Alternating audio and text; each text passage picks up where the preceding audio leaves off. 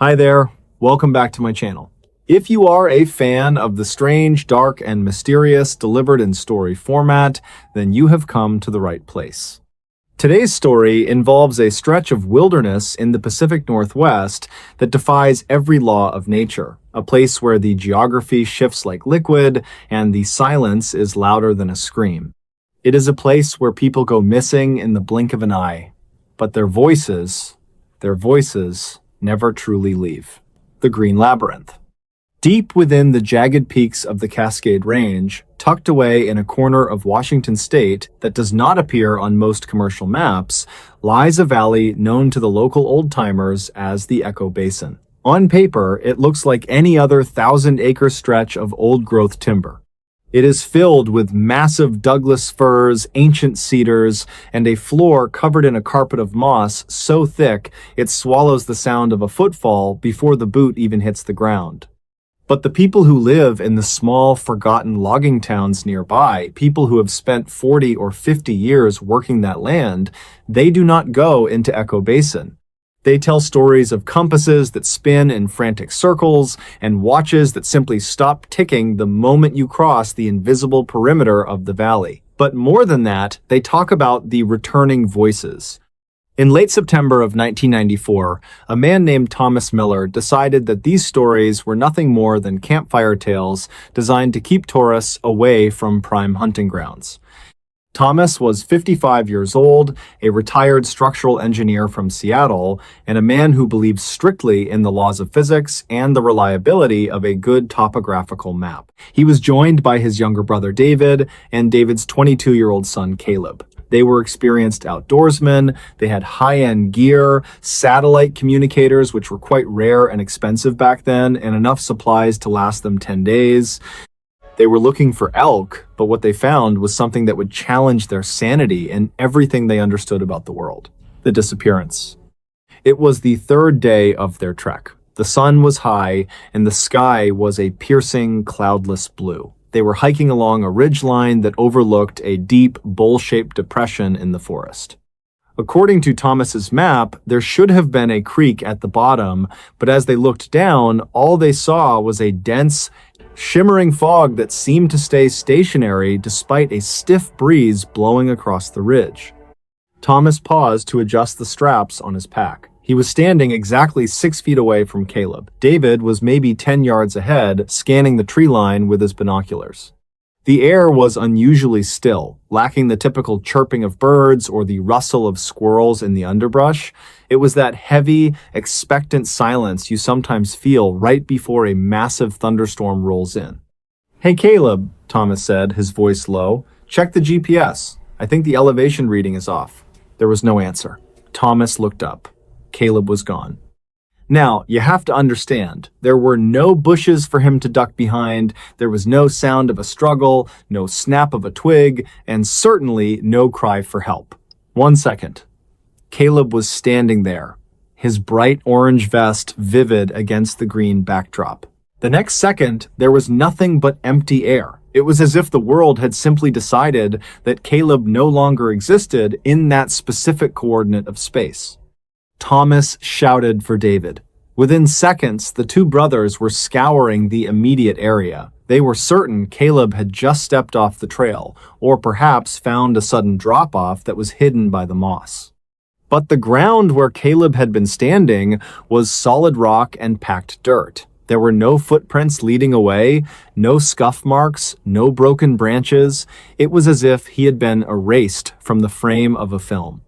They searched for 4 hours, their voices growing hoarse as they screamed Caleb's name into the valley. The sun began to descend, casting long, distorted shadows that seemed to stretch and pull like taffy across the forest floor, and that is when the first impossible thing happened. The first echo.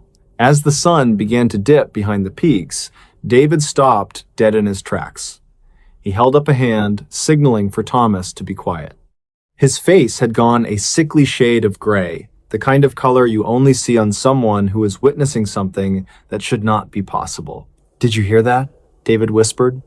From the dense fog down in the basin, a voice drifted up toward them. It was clear, crisp, and unmistakable. It didn't have the muffled quality of someone shouting from a distance. It sounded like it was being spoken right into their ears. "Dad? Uncle Tom? I think the elevation reading is off." Thomas felt a chill run down his spine that had nothing to do with the mountain air. That was the exact sentence Caleb had been about to respond to only hours earlier. But the voice didn't sound like it was coming from a person in distress. It lacked the fear you would expect from a young man lost in the woods at night. It sounded like a recording being played back through a high-quality speaker hidden somewhere in the trees. "Caleb!" David roared, sprinting toward the edge of the slope. "Caleb, stay where you are! We're coming!" The voice answered back instantly, but it wasn't a call for help. "Caleb!" David roared, sprinting toward the edge of the slope. The forest had just repeated David's own words back to him, but it wasn't an echo. An echo fades. An echo loses clarity. This was an exact, perfect replication of David's voice, including the specific gravelly tone and the desperation in his lungs. But it didn't stop there. The voices began to overlap. "Dad? Uncle Tom? I think the elevation reading is off." "Caleb!" David roared. "Stay where you are." The sounds were coming from different directions now, from the tops of the 100-foot cedars, from beneath the mossy rocks. It was a cacophony of their own voices, playing back out of sequence, defying the laws of acoustics. It was as if the forest was a giant tape recorder that had begun to glitch, playing fragments of their afternoon back to them in a terrifying loop. The search and rescue. By the next morning, David and Thomas had managed to trigger their emergency beacon. Within 6 hours, a search and rescue team, or SAR, consisting of 12 highly trained individuals, arrived via helicopter. However, the pilot refused to land in the basin itself. He reported that his instruments were swinging wildly and his fuel gauge was fluctuating between full and empty every few seconds. They had to hover just above the ridge and fast rope the team down. The lead ranger was a man named Silas Thorne. Silas had spent 30 years finding lost hikers in the most unforgiving terrain in North America. He was a stoic, no-nonsense veteran who had seen everything from bear attacks to people suffering from high-altitude psychosis. He was the kind of man who didn't believe in ghosts, only in tracks, scat, and thermal signatures.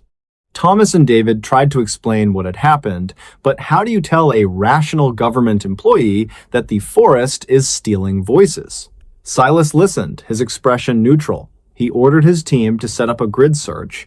They moved into the basin, entering that strange, stationary fog. Almost immediately, the technical gear began to fail. The high-end radios the team used began to emit a strange sound. It wasn't static, it was music. Old big band music from the 1930s and 1940s, the kind of tunes you'd hear at a ballroom dance 70 years ago. It was bleeding through the encrypted channels, clear as a bell. By noon on the second day of the official search, the SAR team found Caleb's gear. It was located 3 miles from where he had vanished, deep in the heart of the basin, where the trees grew so close together that the sunlight never touched the ground. His backpack was sitting in the middle of a small clearing. It hadn't been dropped or tossed in a panic. It was placed perfectly upright, the straps neatly tucked in, as if someone had spent several minutes arranging it for a museum display. Inside the pack, everything was dry and intact. His water bottle was full. His snacks were unopened, but his boots were sitting on top of the pack. They were tied together by the laces in a complex decorative knot that would have taken 20 minutes to tie by hand. It was a knot that neither Caleb nor his father had ever seen before. There were no footprints around the bag. None. The moss was undisturbed for 20 yards in every direction. There were no signs of a struggle, no animal tracks, and no human prints. It was as if the bag had been lowered from the heavens by a crane, or perhaps it had simply materialized there, the impossible sighting. It was during the 3rd night of the search that Silas Thorne saw something that would cause him to resign from the National Park Service only 2 weeks later. Silas was camping alone on a small rocky outcrop, keeping watch while the rest of the team rested in a base camp a mile away. He was a man who prided himself on his iron nerves. He was sipping coffee from a thermos when he heard the sound of footsteps. Heavy, rhythmic footsteps on dry leaves.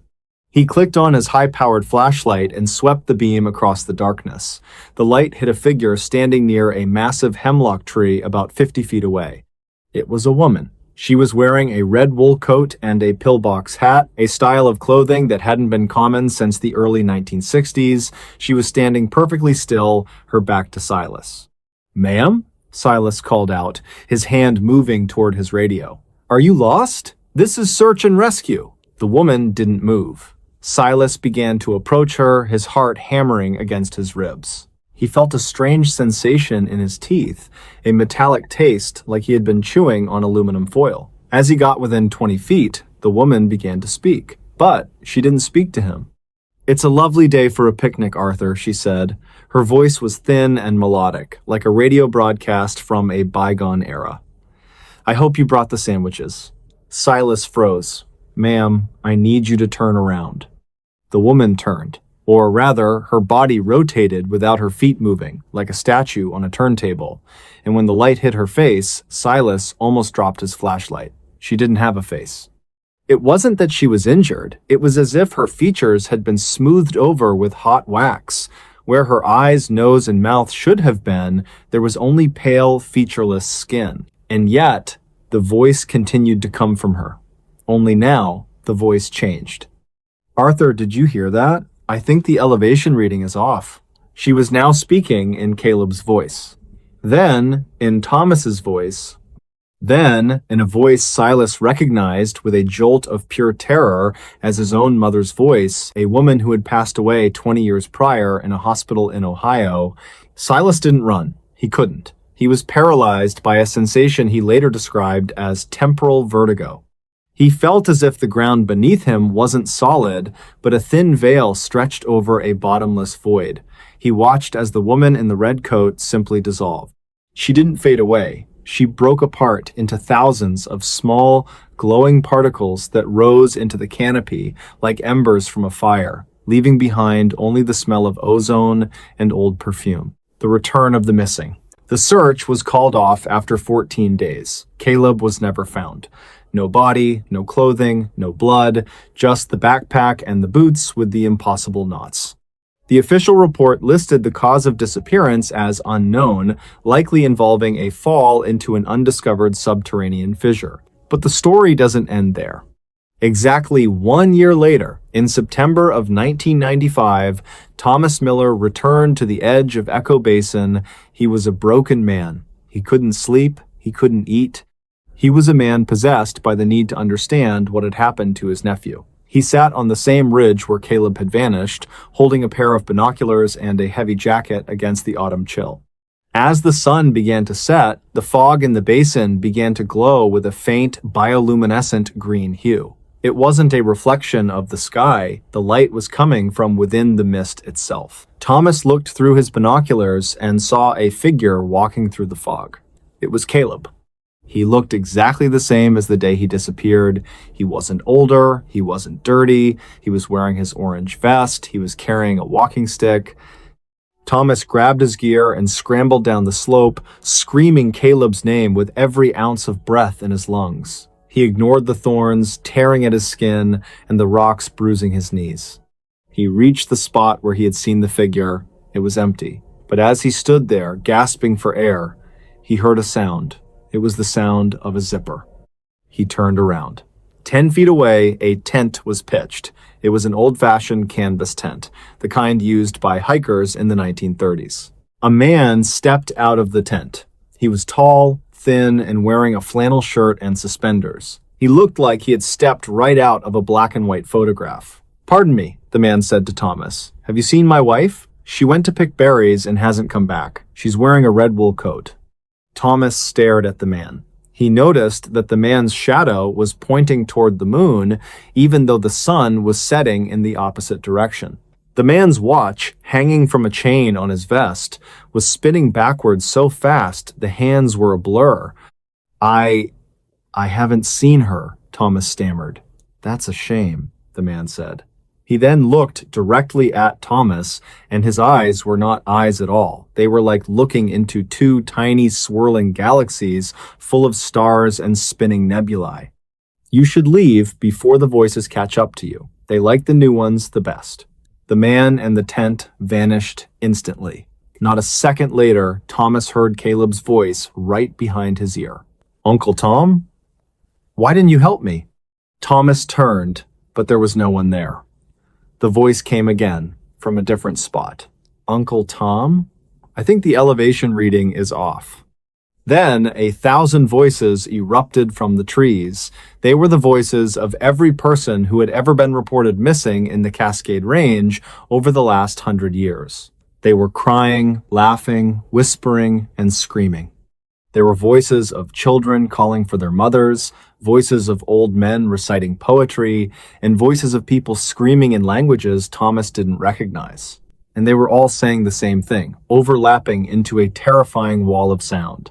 "We are still here. We are just waiting for the door to open again." The aftermath. Thomas Miller was found 3 days later by a group of hikers on a trail nearly 15 miles away from Echo Basin. He was catatonic, his eyes fixed on the horizon. His hair, which had been salt and pepper when he started his hike, was now snow white. He refused to speak for 6 months. When he finally did talk to investigators, he told them a story that was so nonsensical they filed it under acute psychological trauma. He told them that the forest wasn't a place, but a predator. He said that Echo Basin was a glitch in the fabric of reality, a place where time folds over on itself like a piece of paper being creased by an invisible hand. He claimed that the people who go missing aren't dead in the traditional sense, they are recorded. The forest takes their image and their voice and plays them back to lure in the next victim. It uses the voices of the loved ones to draw searchers deeper into the areas where the physics of our world cease to function. He believed that Caleb was trapped in a loop of time, forever standing 6 feet away from his uncle, forever waiting for an answer that would never come. Today, if you go to the National Park Archives and look for the files on Echo Basin, you will find that a significant portion of the records from the 1990s are restricted or missing. The area has been officially designated as a protected wildlife corridor, and hiking is strictly prohibited. There are signs posted every 50 yards along the perimeter that read, "Danger, unstable terrain. Do not enter." But if you talk to the pilots who fly the mail runs over those mountains, they will tell you that on certain nights, when the moon is full and the air is still, they can hear things on their headsets that shouldn't be there. They hear the voices of hikers from 30 years ago calling for their fathers. They hear the sound of big band music playing over the emergency frequencies. And sometimes they see a single bright orange vest moving through the trees in a place where no human being could possibly survive. The Forest of Echoes remains one of the great unsolved mysteries of the American West. It defies logic, it defies science, and it stands as a chilling reminder that there are still places on this earth where the strange, dark, and mysterious isn't just a story, it's the local reality. Hi there, welcome back to my channel. If you're a fan of the strange, dark, and mysterious delivered in story format, then you've come to the right place. Today, we're going into the deep woods of the Pacific Northwest, specifically into the rugged terrain of the Cascade Range in Washington State. This is a place where the trees are so thick they seem to swallow the light, and where the silence isn't just an absence of noise, it's a presence.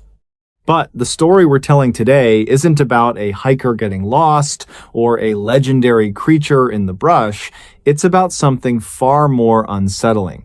It's about a man named James, a retired civil engineer who spent his entire career looking at blueprints and topographical maps. He was a man of logic, a man of hard lines, and absolute measurements. He didn't believe in ghosts, and he certainly didn't believe in magic. Until he found the map. The discovery at the estate sale. It was a Tuesday in late October, the kind of afternoon where the fog hangs low and heavy, clinging to the damp pavement. James was at an estate sale in a sleepy suburb of Seattle. The house belonged to a man who had passed away at the age of 98, a former surveyor for the United States Geological Survey. In the back of a dusty garage, tucked inside a weathered leather tube, James found it. It was a hand-drawn map dated 1954.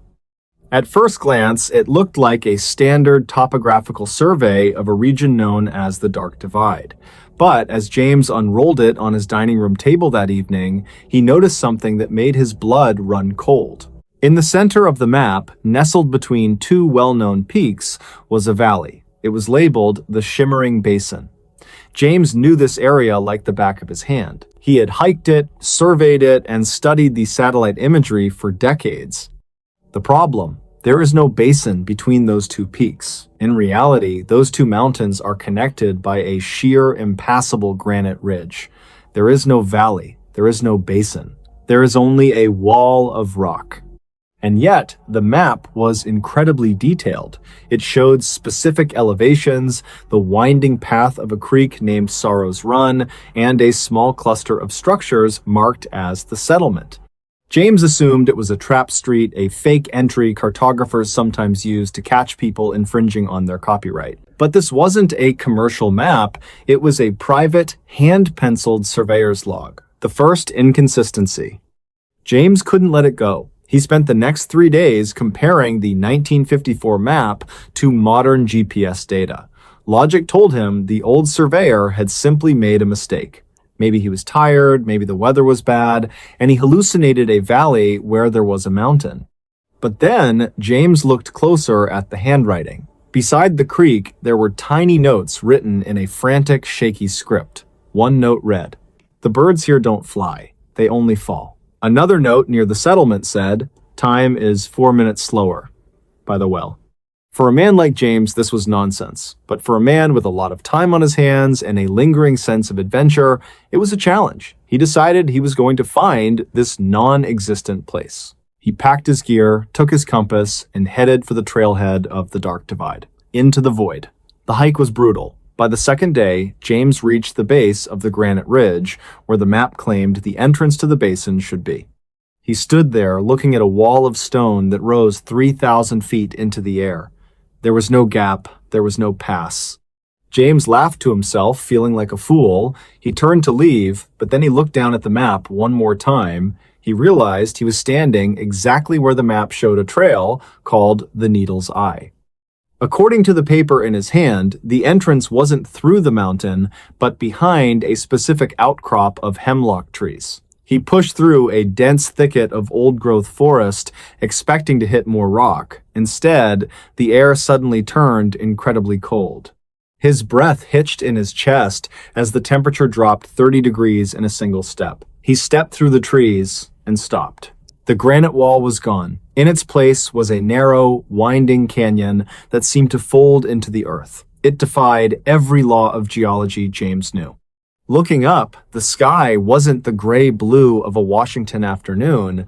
It was a deep, bruised purple, even though it was only 2 in the afternoon. The Shimmering Basin. James walked for what felt like hours, though his watch seemed to have stopped. The hands were twitching back and forth between 12 and 1, never moving forward. Eventually, the canyon opened up into a valley. It was the Shimmering Basin, but it didn't look like nature. The trees were translucent, their leaves vibrating with a low hum. The creek, Sorrow's Run, flowed uphill in some sections, the water moving with a viscous, honey-like consistency. And then he saw them. The settlement. There were about a dozen cabins made of a wood that looked like polished bone. There was no smoke in the chimneys. There were no sounds of dogs barking or people talking. There was only the hum of the trees. James approached the central cabin. The door was wide open. Inside, a table was set for 4 people. The food on the plates, bread and some kind of fruit, looked fresh, as if it had just been served. But when James reached out to touch the bread, it disintegrated into fine gray ash. On the wall of the cabin hung another map. James walked over to it, his heart hammering against his ribs. This map wasn't of the Cascade Range. It was a map of the world, but everything was wrong. The continents were shifted. There was a massive landmass in the middle of the Atlantic, and in the corner of the map, there was a red dot labeled "You are here." Beside the red dot, there was a list of names. James scanned the list, and his breath stopped. At the very bottom of the list, written in fresh, wet ink, was his own name, James Miller. The escape and the aftermath. Panic took over. James turned and bolted out of the cabin. He didn't follow the trail, he just ran. He scrambled through the canyon, his lungs burning, the bruised purple sky pressing down on him like a physical weight. He burst through the hemlock thicket and collapsed on the forest floor. When he looked up, the sun was shining. The granite wall was back, towering over him, solid and indifferent. He looked at his watch. It was ticking again, but instead of being 2:30 in the afternoon on a Wednesday, it was 4:15 in the morning on a Friday. He had been gone for nearly 2 days, though it felt like 20 minutes. James hiked back to his truck, drove home in a daze, and immediately went to his dining room table to find the 1954 map. He wanted to burn it. He wanted to erase it from existence. But when he unrolled the leather tube, the map was blank. The ink had vanished. The paper was yellowed and brittle as if it were hundreds of years old. The final mystery. James never told anyone the full story until he sat down with a researcher years later. He spent the rest of his life avoiding the mountains. He became obsessed with time, keeping 32 different clocks in his house, all synchronized to the second. But here is the part that defies all logic. 3 years after James's experience, a survey crew was sent into that same area of the Dark Divide to investigate reports of magnetic anomalies. They never found a valley, they never found a basin. However, they did find something at the base of that granite ridge. Wedged into a crack in the rock, 60 feet above the ground, where no human could reach without climbing gear, was a small leather-bound journal. Inside the journal, there was only one page with writing on it. It was a list of names of people who had gone missing in the Pacific Northwest over the last 75 years. And at the very bottom of that list, written in the same shaky 1954 handwriting, was the name of the man who had sold James the map at the estate sale. Beside his name was a single note. He found the way back. I did not. The world is a lot bigger than we think, and the maps we use to navigate it are only as good as the reality we choose to believe in. Sometimes there are places that don't exist on our maps because they aren't meant for us. And if you ever find a map that shows a place that shouldn't be there, do yourself a favor, don't go looking for it. Hi there, welcome back to my channel. If you are a fan of the strange, dark, and mysterious delivered in story format, then you have come to the right place. Because today, we are going to look at a case that defies every law of physics, every pillar of logic, and every ounce of common sense that we use to navigate our daily lives. This is a story about a man named Elias Thorne, a piece of technology that should not have functioned, and a series of images that quite literally should not exist in our reality. The man who liked the silence. Elias Thorne was 62 years old, and for the better part of 4 decades, he had lived a life defined by solitude and precision. Elias was a retired surveyor for the United States Forest Service, a man who had spent his career mapping the most rugged, unforgiving corners of the Olympic Peninsula in Washington state. When you spend that much time in the deep woods, in places where the moss grows so thick it swallows the sound of your own footsteps, you develop a certain relationship with the world. You learn that nature is not just trees and dirt, it is a living, breathing entity that occasionally likes to keep secrets. Elias lived in a small, hand-built cabin about 20 miles outside of Port Angeles. He was a man of routine. He woke up at 5 in the morning, brewed a pot of black coffee, and spent his afternoons as an amateur wildlife photographer. But Elias was not looking for pretty pictures of deer to put on a calendar. He was obsessed with the unseen. He wanted to capture the moments when nature thought no one was watching. To do this, he utilized high-end, motion-activated trail cameras, devices designed to withstand the harshest elements and trigger at the slightest hint of movement. In the late autumn of 2024, Elias decided to venture into an area known locally as the Gray Shallows. It was a valley that did not appear on most tourist maps because, frankly, there was no reason for a tourist to go there. The terrain was a nightmare of jagged limestone and widowmakers, which are dead trees leaning precariously against their neighbors, waiting for a gust of wind to bring them crashing down. It was a place where global positioning system signals went to die and where the fog seemed to settle into the earth like a heavy, wet blanket. The discovery in the shallows. On a Tuesday afternoon, while Elias was scouting for a new location to mount his latest camera, a top-of-the-line Apex Sentinel, he spotted something caught in the roots of a massive, upended Sitka spruce. At first, he thought it was just a piece of rusted logging equipment from the early 1900s, but as he climbed down into the muddy depression, he realized it was a camera. Now, this was not one of his cameras. It was an old, heavy, metallic box, roughly the size of a toaster. It looked like a prototype from the late 1970s or early 1980s, but there were no brand names on it. No Nikon, no Canon, no Bushnell. Just a series of hand-etched numbers on the side, 00149. The casing was pitted and scarred, covered in a strange iridescent film that felt oily to the touch. Despite the fact that it looked like it had been buried in the muck for 30 years, the lens, a thick, bulging piece of glass, was crystal clear. Not a single scratch, not a speck of dirt. It looked back at Elias like a cold, unblinking eye. Elias took the device back to his cabin. He was curious, but he was also a professional. He knew that electronics left in the damp Pacific Northwest for decades usually turned into a corroded mess of copper and plastic. But when he got it under the bright lights of his workbench and managed to pry open the back panel, he did not find a film reel or a standard secure digital card. He found a single, solid block of a black, glass-like material. It had no ports, no pins, and no obvious way to interface with a computer.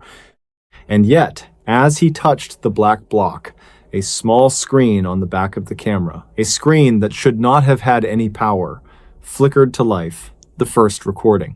The backward rain. Elias sat back, his heart hammering against his ribs.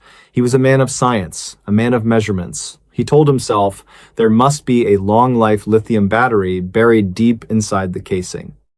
But as the screen stabilized, he saw a playback menu. There was only one file recorded on the device. The timestamp at the bottom of the screen read December 31st, 9999. Elias chuckled nervously. Glitch in the software, he muttered to the empty room. He pressed the play button. The footage started with a burst of static that sounded like human whispering played at triple speed. Then the image cleared. The camera was positioned in the exact same spot where Elias had found it, the roots of the Sitka spruce. But the forest looked different. The trees were not spruce or fir, they were towering, fern-like structures that pulsed with a faint bioluminescent purple light. In the frame, it was raining, but the rain was not falling from the sky. The droplets were rising from the ground, hovering for a split second in midair, and then accelerating upward into a sky that was the color of a fresh bruise. Elias leaned in closer. He looked for signs of a hoax, like computer-generated imagery or a prank by some tech-savvy hikers, but the lighting was too perfect. The way the light refracted through the upward-moving water was physically flawless. As he watched, a creature moved across the background. It was roughly the size of a black bear, but it moved with the jerky, unnatural gait of a stop-motion animation. It had too many limbs, and as it walked, it left footprints in the air that stayed glowing for several seconds before fading. The second minute, the observer. The footage was 10 minutes long. By the 3-minute mark, the camera's perspective began to shift, even though the device was clearly stationary. It was as if the space around the camera was warping. The trees began to melt like wax, flowing into one another until the landscape was a flat, shimmering plain of obsidian. Then, a figure appeared. It started as a pinprick of white light in the center of the frame. Slowly, it grew larger, walking toward the lens. As it got closer, Elias felt a cold sweat break out across his forehead. The figure was a man. He was wearing a Forest Service uniform, the exact same olive drab jacket and wide-brimmed hat that Elias had worn for 30 years. The man on the screen stopped 10 feet from the camera. He turned his head, and Elias let out a choked gasp. The man was Elias, but not the Elias Thorne, who was 62 years old. It was an Elias Thorne who looked to be perhaps 100 years old. His skin was like translucent parchment, and his eyes were not eyes at all. They were twin voids of swirling golden dust. The Elias on the screen did not look into the lens. He looked through it. He reached into his pocket and pulled out a small metallic box, the same box Elias was holding in his hands right now. The elderly Elias knelt down and placed the camera into the roots of a tree that had not grown yet. But here is where the logic of our universe breaks. As the man on the screen set the camera down, the background behind him began to cycle through time at an impossible velocity. Elias watched as the seasons blurred into a brown and white smear. He watched the massive spruce tree rot into nothing in a matter of seconds, and then saw a tiny sapling sprout and grow into a giant in the span of a breath. The man remained stationary, unaffected by the thousands of years passing around him. He leaned forward, his face inches from the lens, and he spoke. There was no audio, but Elias Thorne knew exactly what was being said. He could read his own lips perfectly. The man said, "Do not look at the final frame." The defiance of logic. Elias should have stopped the video. Every instinct honed over 6 decades of survival told him to take the camera, drive to the middle of the Elwha River Bridge, and hurl it into the freezing water below. But curiosity is a heavy weight, and Elias was a man who had spent his life trying to see what was not meant to be seen. He let the video play. At the 8-minute mark, the footage stopped being a recording of a place and began to look like a recording of everything. The screen split into thousands of tiny subframes. In one, Elias saw his own birth in 1962. In another, he saw his father's funeral in 1998. In a third, he saw himself sitting at his workbench at this very moment, watching the screen. He turned his head sharply, looking over his shoulder. The cabin was empty. The door was locked. The only sound was the ticking of the clock on the wall and the heavy thud of his own heart. But on the screen, the version of him sitting at the workbench turned his head at the exact same millisecond. The Elias on the screen then did something Elias did not do. The screen Elias reached out and touched the monitor. Elias Thorne felt a cold physical pressure on the back of his hand. He looked down. There was no one there. But on the screen, he could see the fingers of his future, or past, self-pressing against his skin. The subframes began to merge, collapsing back into a single image. The timestamp was now flickering wildly, counting down from 100 to 0. 90, 80, 70... The image on the screen was no longer the forest, it was a view of the Earth from deep space. But the Earth was different. It was cracked, like a dry marble, and a great eye, an eye so large it dwarfed the moon, was peering through the center of the planet. It was not a biological eye. It was made of gears, clockwork, and screaming faces. The final frame. Elias reached for the power button. His hand was shaking so violently he knocked a jar of nails off his workbench. They hit the floor with a sound like a gunshot. Clatter. He missed the button. The countdown hit 10. 10, 9, 8. He lunged for the black block, intending to rip it out of the casing. But the block was no longer solid. It had become a liquid, a swirling pool of midnight that began to pour over his fingers. It was not cold, and it was not hot. It felt like nothing. It felt like the absence of touch. 7, 6, 5. The image on the screen zoomed in.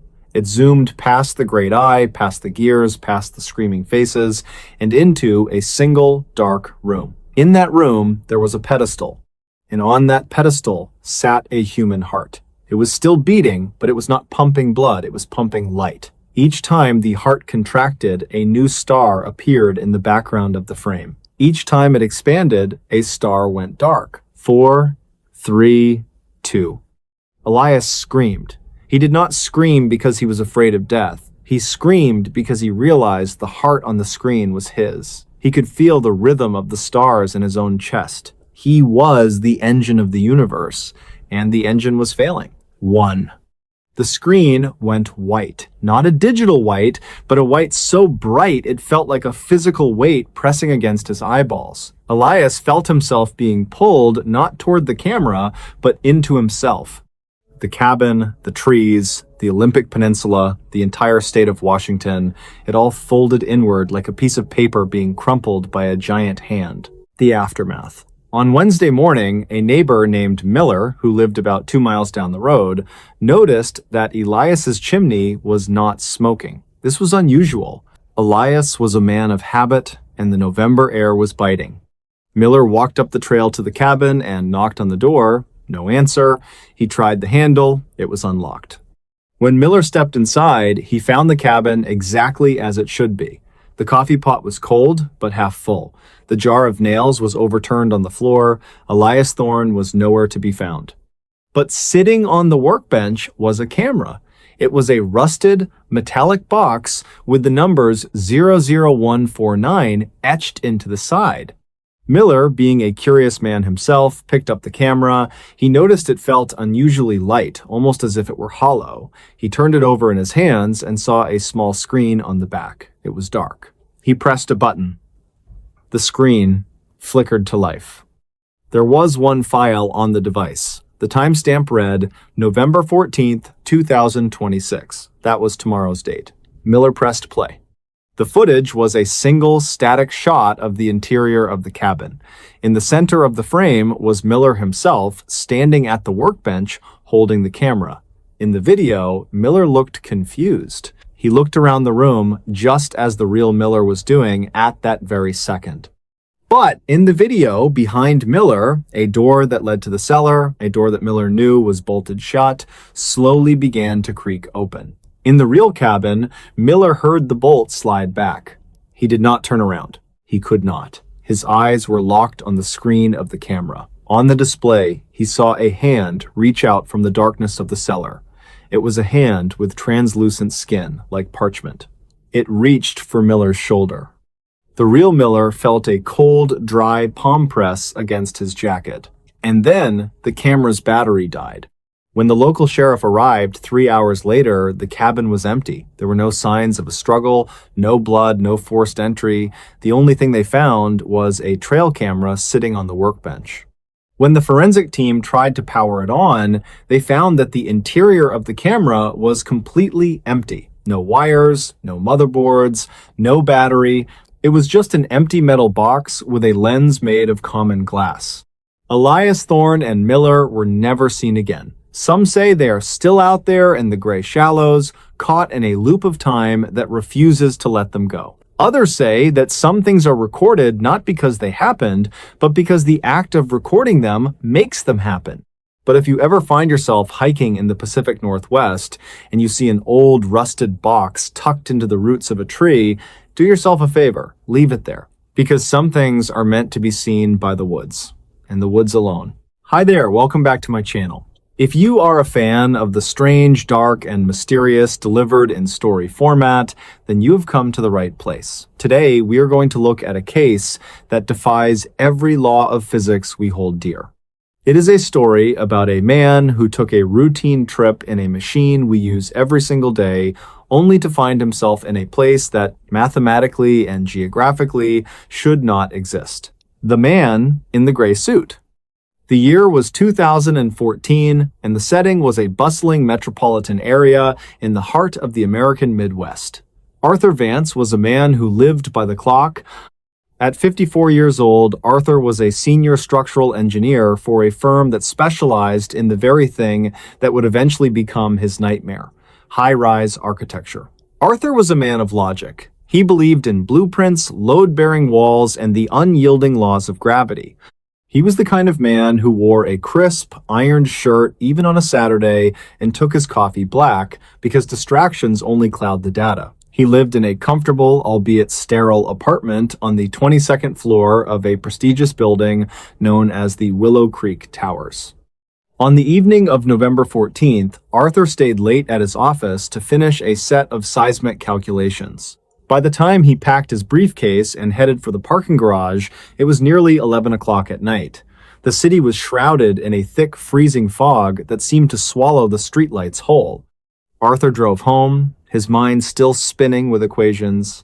He pulled into the underground garage of the Willow Creek Towers, parked his sedan in spot number 412, and walked toward the bank of elevators. There were 3 elevators in the lobby. Elevator 1 was out of service for maintenance. Elevator 2 was currently on the 30th floor. Elevator 3, however, was sitting right there on the G level, its brass doors polished to a mirror finish, waiting for him. Arthur stepped inside.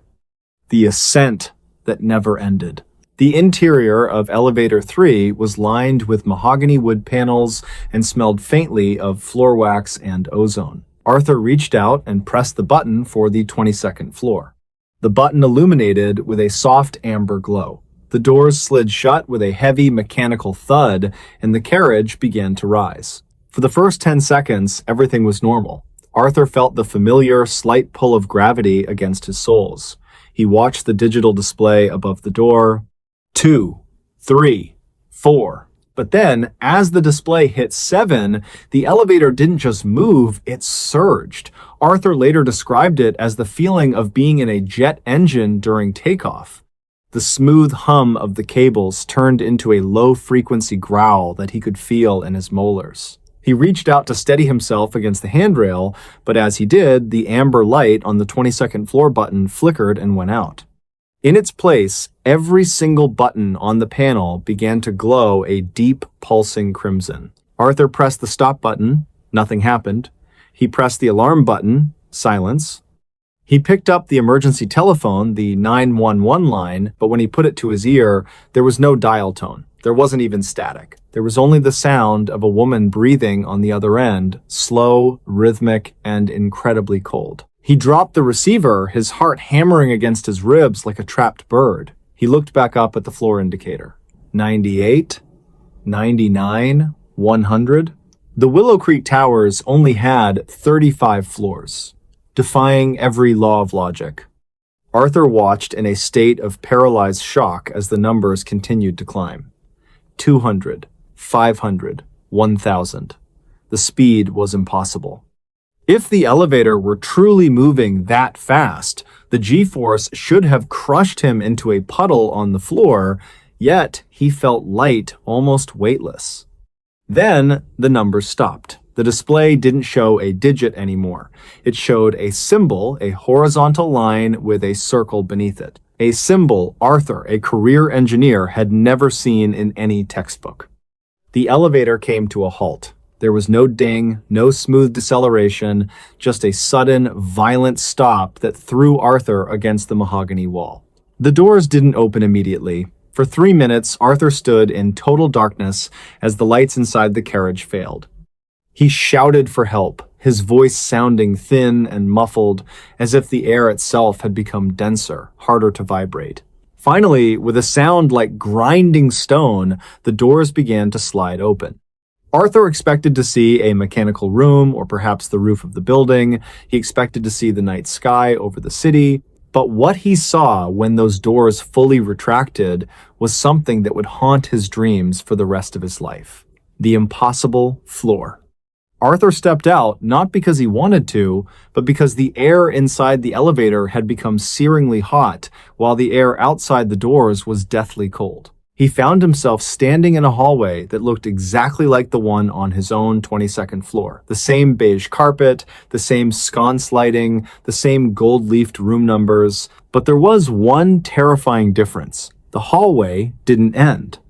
Arthur looked to his left. The corridor stretched out for what looked like miles, narrowing into a single point of perspective in the distance. He looked to his right. It was the same. A perfectly straight, infinite line of identical doors and identical lights. He turned back to the elevator, desperate to get back inside, but the doors had already closed. He pressed the call button repeatedly, but the brass plate was cold and dead. He was stranded. Arthur began to walk. He had no choice. As he passed the doors, he looked at the numbers. They weren't in any logical order. 1, 10,000, 0, -4. He stopped at a door labeled Room 212, his own apartment number. With trembling hands, he reached for the handle. It was unlocked. He pushed the door open, expecting to see his living room, his recliner, and his collection of jazz records. Instead, he stepped into a space that defied the very concept of indoors. The room was a vast, open field of gray grass under a sky that was the color of a fresh bruise. There was no sun, no moon, and no stars. Just a flat, oppressive purple light that seemed to come from everywhere at once. And standing in the middle of that field, about 50 yards away, was an elevator bank. A single, freestanding structure of chrome and glass rising out of the dirt like a monument. Arthur ran toward it. His shoes thudded against the gray grass, which felt brittle like dried bone. As he reached the elevator, the doors opened automatically. Inside stood a man. He was wearing the same gray suit as Arthur. He had the same briefcase. He had the same black coffee stain on his left cuff from a meeting earlier that morning. The man was Arthur, but he was older, much older. His hair was snow white, and his skin was translucent, like parchment. The other Arthur looked at him with eyes that held a lifetime of sorrow and simply said, "You're early. The calculations aren't finished yet." The descent into reality. Before Arthur could speak, the other Arthur reached out and shoved him. It wasn't a violent shove, but it was firm. Arthur fell backward out of the chrome elevator and back through the door of room 212. He didn't hit the floor of his apartment, he hit the carpet of the infinite hallway. The door slammed shut and vanished, leaving only a blank beige wall. Suddenly, the hallway began to shake. The lights flickered and began to explode one by one, moving toward him like a wave of darkness. Arthur scrambled back toward the original elevator, the one that had brought him here. Miraculously, the doors were open. He dived inside just as the last light in the hallway went out.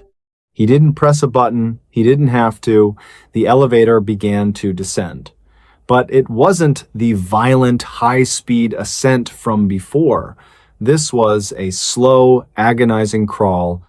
He could hear the cables straining, snapping one by one with sounds like pistol shots. 10, 9, 8. The display was working again. Arthur huddled in the corner, sobbing, praying to a god he hadn't spoken to in 30 years. When the doors finally opened, the bright fluorescent light of the Willow Creek Tower's lobby flooded the carriage. Arthur stumbled out, collapsing onto the marble floor. A security guard, a young man named Marcus, whom Arthur knew well, ran over to him. "Mr. Vance, are you okay? Where have you been?" Marcus asked, his voice filled with genuine alarm. Arthur looked up, gasping for air. I got stuck. The elevator. It went too high." Marcus looked at the elevator, then back at Arthur. He looked confused. "Mr. Vance, you just got into that elevator 5 seconds ago." The doors closed, they shook for a second, and then they opened right back up. "You never even left the lobby." Arthur shook his head, pointing at his watch. "No, I was up there for hours. Look at the time." He held up his wrist. His watch, a high-end Swiss mechanical piece, was no longer ticking. The hands were spinning wildly in clockwise circles, moving so fast they were a blur. And then Arthur looked down at his hands. When he had entered the elevator, his hands were the hands of a 54-year-old man. Now they were wrinkled, spotted with age, and his fingernails were long and yellowed. He looked into the reflection of the polished brass elevator doors. The man looking back at him wasn't the Arthur Vance who had stayed late to do seismic calculations. It was the man from the field. His hair was white. He had aged 30 years in the span of 5 seconds. The aftermath. Arthur Vance was taken to the hospital that night. The doctors were baffled. They had medical records from his checkup just 2 months prior, showing a man in peak health for his age. Now, they were looking at a man whose cellular degradation suggested he was at least 85 years old. He had developed cataracts, advanced arthritis, and a heart murmur that hadn't existed that morning. The building management at Willow Creek Towers conducted a full forensic investigation of Elevator 3. They brought in the manufacturer, the city inspectors, and even independent consultants. They tore the machine apart piece by piece. They found nothing wrong. No mechanical failure, no electrical surge, no secret floors. However, they did find one thing that they couldn't explain. On the interior of the elevator ceiling, a place no passenger could reach and where no technician had worked in years, there was a single sentence scratched into the mahogany wood. It looked as though it had been carved with a fingernail. It read, "The sum of the parts is less than the whole of the void." Arthur Vance lived for another 3 days. He died in his sleep at the hospital, his body simply giving out from what the coroner described as extreme accelerated senescence. But the mystery doesn't end with Arthur's death. 6 months later, a new tenant moved into the Willow Creek Towers. A young woman, an architect herself, was taking elevator 3 up to the 12th floor. When the doors opened, she found a small leather briefcase sitting in the center of the elevator floor. She took it to the lost and found. When the security guard, the same Marcus from that night, opened it, he found a set of seismic calculations for a building that hasn't been built yet. The date on the top of the papers wasn't 2014. It was 2044. And the signature at the bottom of the page in fresh, wet ink was Arthur Vance. The closing logic. If you go to the Willow Creek Towers today, you will find that elevator 3 is permanently boarded up. The management claims it's due to structural concerns regarding the elevator shaft. But if you talk to the night guards, the ones who have been there a long time, they will tell you a different story. They will tell you that late at night, when the building is quiet and the fog rolls in from the lake, you can hear the sound of an elevator moving. You can hear the hum of the cables and the ding of a floor being reached. But the most chilling part isn't the sound of the machine, it's the sound that comes afterward. They say that if you stand close enough to the boarded up doors of elevator 3, you can hear the sound of a man's voice, thin, old, and tired, whispering through the wood. He isn't asking for help. He isn't screaming. He's just counting. 1001, 1002, 1003. Waiting for a floor that doesn't exist to finally open its doors. Hi there, welcome back to my channel. If you are a fan of the strange, dark, and mysterious delivered in story format, then you have come to the right place. Today's story involves a man of logic, a house with a hidden history, and a physical impossibility that defied every law of physics known to man. The man of solid ground. To understand how truly impossible this story is, you first have to understand the man it happened to. Arthur Penhaligon was 64 years old in the year 2022. Arthur was not a man given to flights of fancy. He was not a man who watched ghost hunting shows or believed in urban legends. In fact, for 40 years, Arthur had made his living as a structural engineer in the city of Boston. He was the kind of man who looked at a skyscraper and did not see a monument to human achievement. He saw a complex series of load-bearing calculations, wind shear resistances, and geological stability reports. His entire world was built on the back of mathematics, reinforced steel, and the absolute certainty of blueprints. If a wall was there, it was there for a reason. If a foundation was cracking, there was a geological explanation for it. In Arthur's world, 2 + 2 always equaled 4, and doors did not simply appear out of thin air. He was a widower, his wife having passed away 5 years prior, and he found solace in the rigid, predictable laws of the physical world.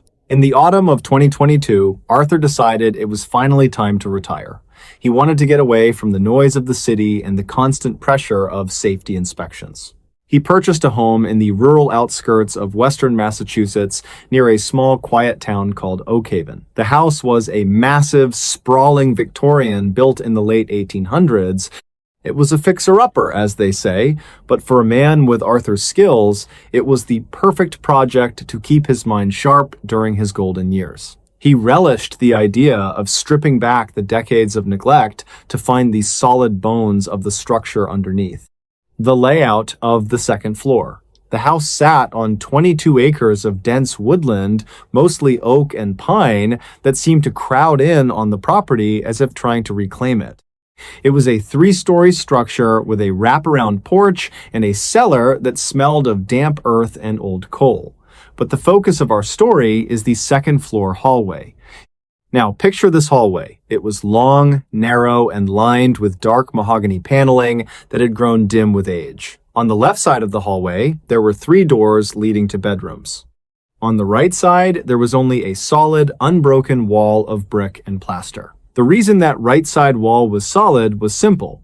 It was the exterior of the massive central chimney stack that ran from the massive cast iron furnace in the basement all the way up through the center of the house and out the roof.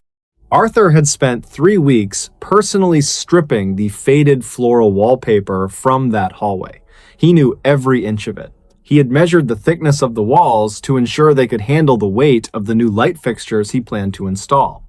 He had checked the structural integrity of the chimney, even going so far as to use a borescope camera to inspect the internal flue. He knew for a fact that behind that right-hand wall was 16 inches of solid antique red brick. There was no void, there was no hidden closet, there was only the heavy, silent, and very much solid heart of the house. The first Tuesday in November. The events began on the first Tuesday of November. Arthur woke up at exactly 6:45 in the morning, just as he had done for 4 decades. The routine was his anchor. He made himself a pot of black coffee, watched the thick morning fog roll over the Berkshire Hills from his kitchen window, and then headed upstairs to continue his renovations. He was currently working on refinishing the floorboards in the main hallway. As he reached the top of the stairs and turned into the second-floor hallway, he stopped dead in his tracks. His coffee mug nearly slipped from his hand, the hot liquid splashing slightly against his thumb, but he did not even feel the sting. There, on the right side of the hallway, the side that should have been solid brick, was a door. It was not a modern door.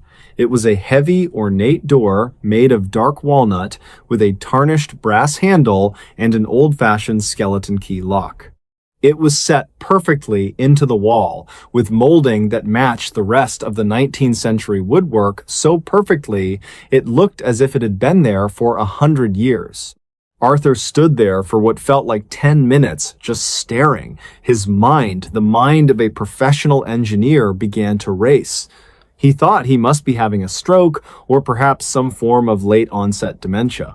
He checked his vision, rubbing his eyes until they were red. He looked back down the stairs, then back at the door. It did not disappear. It was physical. It was real. It cast a shadow on the floorboards he had just sanded the day before. He walked up to it and placed his hand on the wood. It was ice cold, colder than the rest of the house, which was kept at a comfortable 68 degrees. He knocked on the door. Instead of the dull, muffled thud of a door leading to a brick-filled closet, he heard a hollow, echoing sound as if there was a vast, empty space on the other side. This was a physical impossibility. Behind that door should be the central chimney. If he were to walk through that door, he should be standing inside a column of solid, soot-stained brick. The investigation. Arthur did what any rational man would do. He went to the basement to get his tools. He grabbed his heavy-duty sledgehammer, a high-lumen flashlight, and a set of blueprints he had sketched himself after measuring the house. He was determined to find the trick. Perhaps there was a secret compartment he had missed, but 16 inches of brick does not just move. He returned to the hallway, half expecting the door to be gone, but it was still there, standing silent and imposing against the mahogany. He took his measuring tape and measured from the top of the stairs to the door, 7 feet, 4 inches. Then he went into the bedroom on the opposite side of the wall and measured the interior dimensions of the chimney stack from that side. The math did not work. The door was occupying a space that, according to the laws of geometry and the physical constraints of the house, simply did not exist. He reached for the brass handle. It was frozen solid. He turned it with all his might, his knuckles turning white, but it would not budge. It felt as though the door was not just locked, but fused to the frame. Then he noticed something that chilled him to the bone. From the bottom gap of the door, the tiny space between the dark wood and the floorboards, a faint, rhythmic sound was coming. Thump, thump, thump. It sounded like a heartbeat. A very slow, very heavy heartbeat that seemed to vibrate in Arthur's own chest. Arthur backed away, his breath coming in short, ragged gasps. He spent the rest of the day in his living room on the first floor with a loaded shotgun across his lap.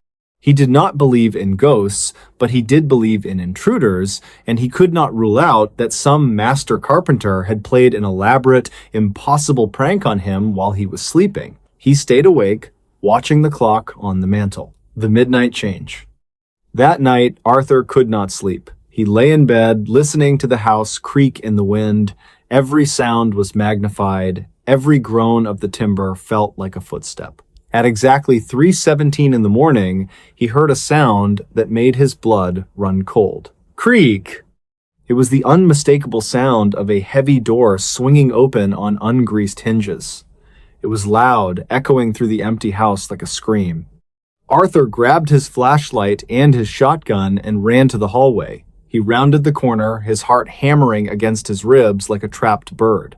The door was wide open. He shone his light into the doorway, fully expecting to see the red brick of the chimney or perhaps a dusty, forgotten closet. Instead, the beam of his light went out and out and out. The light did not hit a back wall. It did not hit a floor. On the other side of that door was a forest. Arthur stepped closer, his knees shaking so violently he had to lean against the doorframe. He stood in the doorway of his second-floor hallway and looked out into a moonlit woods that looked nothing like the Massachusetts landscape. The trees were massive, with white bark that seemed to glow with a faint phosphorescence and leaves that looked like silver coins. The air that wafted into his hallway did not smell like old wood or dust. It smelled like ozone, damp moss, and something metallic, like a copper penny on the tongue. There was no sky, at least not one he recognized. Above the silver trees was a swirling expanse of violet and deep gray clouds that moved with a terrifying speed. And then he saw the footprints. Leading from the forest, across the threshold of the walnut door and onto his hallway carpet were wet, muddy footprints. They were large, significantly larger than a man's, and they had only 4 toes. They were fresh. The mud was still glistening in the light of his flashlight. They led right up to where Arthur was standing, and then they simply stopped. The confrontation. Arthur felt a presence behind him. It was not a sound, but a sudden, violent change in the air pressure, the way your ears pop when a plane descends too quickly. A heaviness settled over the hallway, a weight so thick it felt like trying to breathe underwater. He turned around slowly, swinging his flashlight in a wide arc. The hallway was empty. There was nothing there but the shadows and his own terrified reflection in a mirror at the end of the hall. But when he turned back to the door, it was closing. He lunged for the handle, driven by a desperate, panicked need to see where that forest went, to understand how a door could lead to another world from the middle of a brick chimney. But as his hand touched the wood, the door slammed shut with the force of a gale wind. The sound was deafening. It was not the sound of wood hitting wood, it was the sound of a mountain cracking. It echoed through the house like a cannon blast, shattering the glass in the light fixtures and knocking Arthur backward. He hit the opposite wall and slumped to the floor, his ears ringing. When he looked up, the door was gone. Not just closed, not just hidden, gone. Where the walnut door had been seconds before, there was only the solid, mahogany-paneled wall.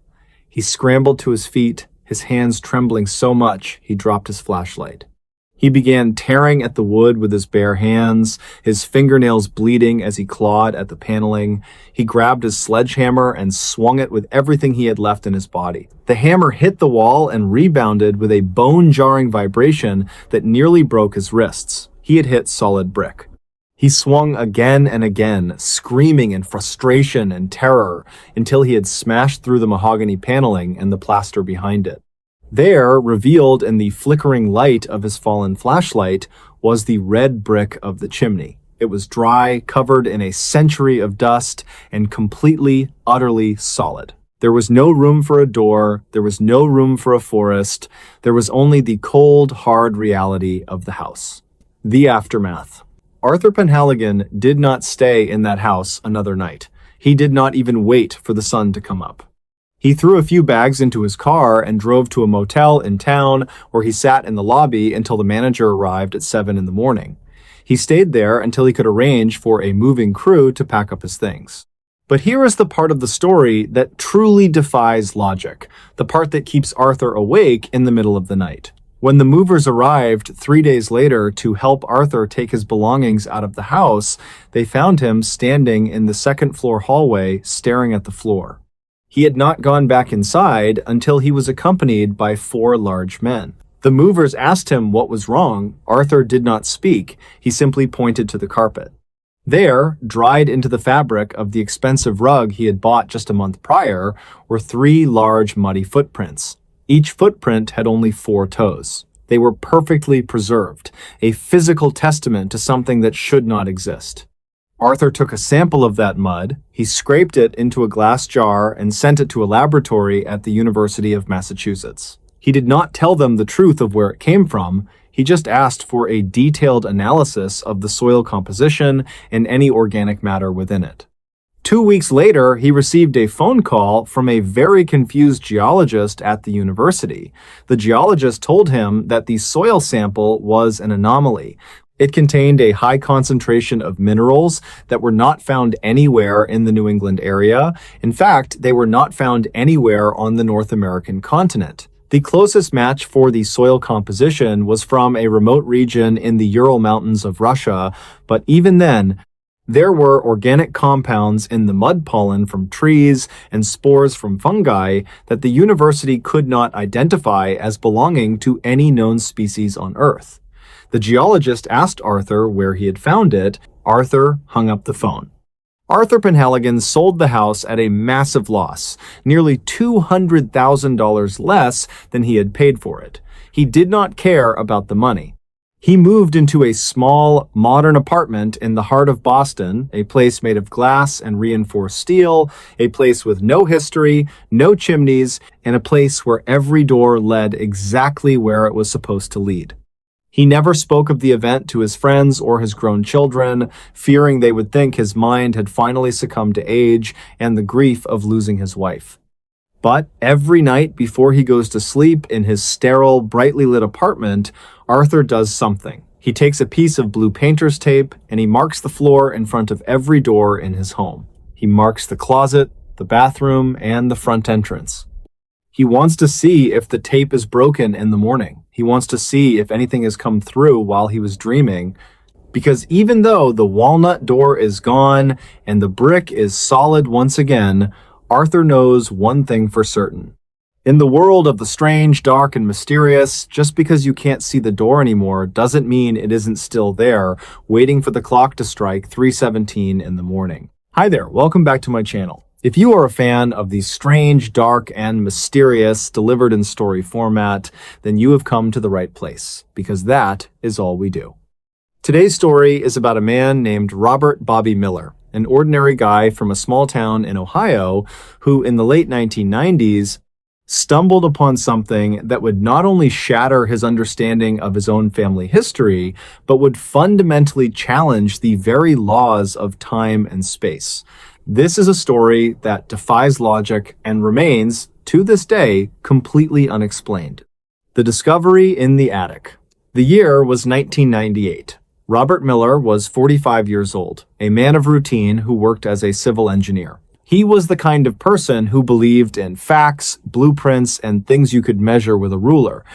He lived a quiet life in a suburb of Columbus, Ohio, where the most exciting thing that happened was usually a high school football game on a Friday night. But that summer, his world was turned upside down when his mother passed away, leaving him the monumental task of cleaning out his childhood home. It was a sweltering July afternoon when Bobby climbed the pull-down ladder into the attic. The air was thick with the smell of old dust, decaying cedar, and the stagnant heat of a Midwestern summer. He spent hours tossing out old newspapers and broken holiday decorations. In the far corner, tucked under a heavy yellowed tarp, sat a massive iron-bound steamer trunk. It was a relic that had belonged to his great-grandfather, a man who had immigrated to the United States from Germany in the late 1800s. Bobby pried the rusted lock open with a crowbar. Inside were bundles of letters tied with twine, old silver coins, and most importantly, several dozen leather-bound photo albums. Being a man who valued his heritage and the solid weight of history, Bobby sat down on a dusty milk crate and began to leaf through them by the light of a single bare light bulb hanging from the rafters. The first few albums were standard fare for the era. There were grainy black and white photos of stern-faced ancestors standing in front of sod houses or posing in stiff, high-collared suits. Everything looked exactly as it should for the time period. But then, Bobby turned a page to a section clearly dated in elegant cursive as 1894. He stopped breathing. There, in a photograph taken at a county fair in rural Pennsylvania over 100 years ago, was a crowd of people gathered around a prize-winning bull.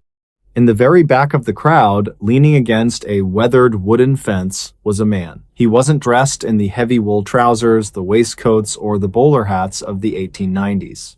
He was wearing a simple, dark-colored polo shirt and a pair of modern-looking spectacles. But it wasn't just the clothes that caught Bobby's eye. He leaned in closer, his heart beginning to hammer against his ribs like a trapped bird. The man in the 1894 photograph was Bobby. Not a man who merely looked like him, not a distant relative with a passing resemblance. It was him. He recognized the specific, jagged scar on the man's left temple, the one Bobby had received when he fell off his bicycle at age 12. He recognized the way the man held his chin, slightly tilted to the right, a nervous habit Bobby had struggled with his entire life. But the most impossible, bone-chilling detail was on the man's wrist.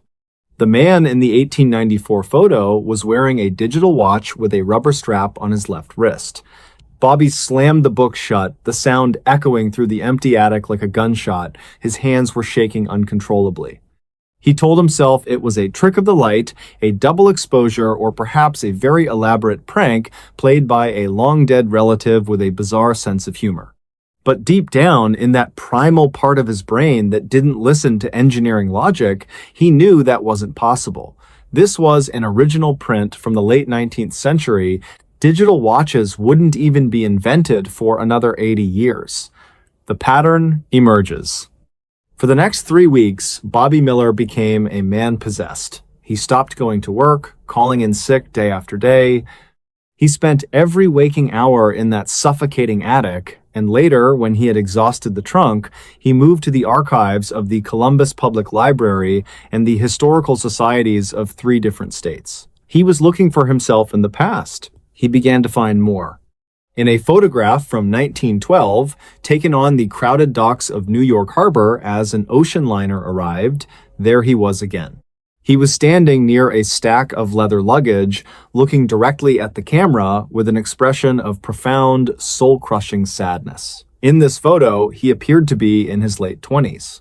Bobby looked at his own reflection in the library window. He was 45 now, but he remembered exactly how he looked in his 20s. The messy hair, the intensity in the eyes, the slight gap between his front teeth, it was all there, captured on film decades before his own parents were even born. Then came the 1930s. Bobby found a famous journalistic photograph of a bread line during the Great Depression. There, huddled in an overcoat that looked suspiciously like the dark London fog jacket Bobby currently kept in his hallway closet, was the same man. The man was staring at his feet, looking weary and aged, perhaps in his late 30s. Bobby felt like he was losing his mind. He began to question the very nature of his own existence. Was he a ghost? Was he a time traveler who hadn't actually traveled yet? Or was he something far more inexplicable, a person whose image was being projected backward through the lens of history by some unknown force? He decided he needed a professional opinion, someone who dealt in the hard science of imagery. He visited a professional forensic photographer named Thomas Vance, a man who had spent 30 years analyzing photographic evidence for the police and the federal government. Bobby didn't tell him the whole story. He simply presented the old photographs alongside modern pictures of himself and asked for a professional comparison. Thomas Vance spent 4 long days with the images, using magnifiers, chemical analysis, and early digital scanning techniques. When Bobby returned to the studio, the air was heavy with tension. Thomas sat him down, his face remarkably pale for a man who had seen everything in the line of duty. "Bobby," the old man said, his voice trembling slightly, "I've run every test I know. I've checked the silver nitrate grain, the depth of field, and the physiological markers of the subject. From a forensic standpoint, the man in these photos from 1894, 1912, and 1932 is the exact same biological entity as the man sitting in front of me today. It's not a relative, it's you. But Bobby, that's impossible. These glass plates and paper prints haven't been touched in a century. There is no evidence of tampering, no double exposure, and no retouching. The impossible object." The mystery took a turn for the truly terrifying in September of 1998. Bobby had moved on from the historical archives and started digging into his grandmother's personal scrapbooks, which had been buried at the bottom of a different box in the attic. These were more intimate, filled with candid shots of family picnics, birthdays, and holiday gatherings. He found a photo from 1955. It was a candid picture of his mother as a young woman, perhaps 20 years old, sitting on a porch swing with her father. They were laughing at something off camera. In the background, through the screen door of the house, you could see the interior of the kitchen. Standing by the stove was a man. It was Bobby. But this time, he wasn't just standing there looking sad. He was holding something. Bobby grabbed a high-powered magnifying glass and peered at the small, grainy image. In the photograph taken in 1955, the Bobby in the background was holding a very specific bright blue ceramic coffee mug. Bobby stood up, his legs feeling like jelly, and walked into his own kitchen. There, sitting on the drying rack next to the sink, was that exact mug. It was a souvenir he had bought at a NASA gift shop in Florida just 3 months ago in June of 1998. The mug featured a very specific space shuttle logo that wasn't even designed until the early 1990s. He went back to the photo and flipped it over. He looked at the date stamp on the back of the print. It read October 12th, 1955. Logic dictates that an object cannot exist in the past if it hasn't been created yet. Logic dictates that a man cannot be photographed 40 years before his birth holding an object that wouldn't exist for another half-century. But there it was, captured in the chemical emulsion of a 43-year-old photograph, Bobby Miller, holding a mug from his own future. The vision on the stairs. As the weeks went by into October, Bobby's health began to decline rapidly. He wasn't sleeping, and he had lost nearly 20 pounds. He felt as though he were being watched, not by a stranger or a stalker, but by himself. He started to experience what he called flashes moments, where the world around him would flicker like a dying light bulb, and for a split second, the modern wallpaper of his hallway would be replaced by rough-hewn timber or the acrid smell of coal smoke and horse manure. One night, at exactly 2 o'clock in the morning, Bobby was walking down the stairs to the kitchen to get a glass of water, hoping to soothe his frayed nerves. He reached the small landing halfway down and froze. The air in the hallway suddenly turned freezing cold, so cold he could see his own breath misting in the air. The sound of the crickets outside and the hum of the refrigerator vanished, replaced by a deafening, unnatural silence that felt heavy against his eardrums. Then, a soft light began to glow from the end of the dark hall. Not the harsh white of a modern electric light, but the flickering, warm orange glow of a kerosene lantern. Bobby watched, paralyzed by a mixture of awe and absolute terror, as a figure emerged from the darkness. It was a man. He was dressed in a tattered wool coat and heavy leather boots that looked like they belonged in the 19th century.